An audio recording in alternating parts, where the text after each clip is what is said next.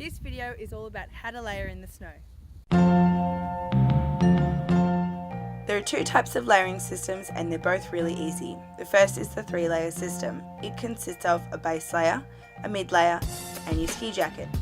Next is the 4-layer system, and this one consists of a base layer, a mid layer, an insulator and then your ski jacket. Let's get started. Your base layer can be one of two things. A polypropylene base layer, which is made from polyester fibres that is designed specifically to wick sweat. The other type of base layer that you could wear is a merino base layer. This one that I'm wearing right now is an 11% merino polyester blend base layer. I like having the merino in it because it keeps me nice and warm and helps with sweat, but I need something a little bit lighter, and this one's a little bit thinner and it's also softer. Here's the next one. This one is a 100% merino base layer. It's a little bit thicker and it's also probably not as soft as the polyester blend, but it's a lot warmer. So I wear this one on really cold days. And finally, I have this one. Ta-da! This is my fashion base layer. It's a turtleneck and it's also 100% merino. Your first layer is the most important layer because it's the first layer on your skin. That is going to be the layer that keeps you the warmest, and it's also going to help wick any sweat or moisture that's on your skin to help keep you dry.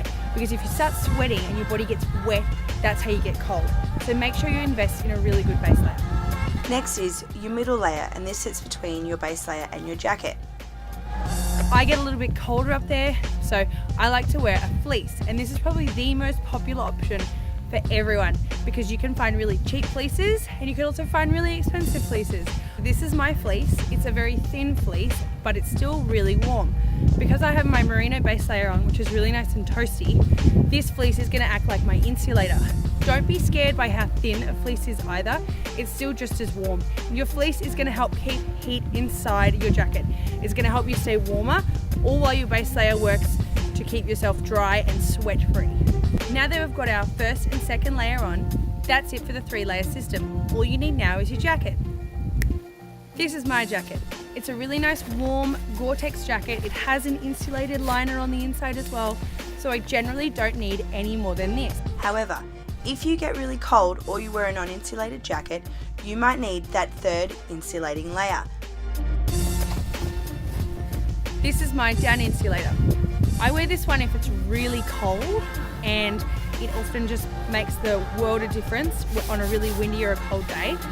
Also, if you wear a shell and you don't have an insulated jacket, having a puffer vest or a puffer jacket is the best thing you will ever buy. Most down that you'll find is really expensive. You can find cheaper options. If not a down jacket or a vest, you can also invest in a polyester filled or lined puffer style jacket or vest, which will also act as a really good insulator as well. Once you have this layer, that makes 1, 2, 3. 3-layer system now becomes 4. So if you get really cold or you wear a shell, you're going to want to have an extra layer like this one. Okay, let's recap. We've got the 3-layer system, which consists of a base layer, a middle layer, and then your outer layer. And then the 4-layer system, which consists of your base layer, your middle layer, an insulating layer, and then your jacket. The one thing I will say is don't weigh yourself down with lots of layers. A lot of people get really hot and really sweaty, and that's because they're wearing the wrong layers and the wrong amount of layers. If you're wearing more than 4 layers, you're usually going to get really hot or really uncomfortable because you're so bulky and you just can't move. These layering systems are super easy and super simple to remember because you only have to count on one hand. Thanks for watching.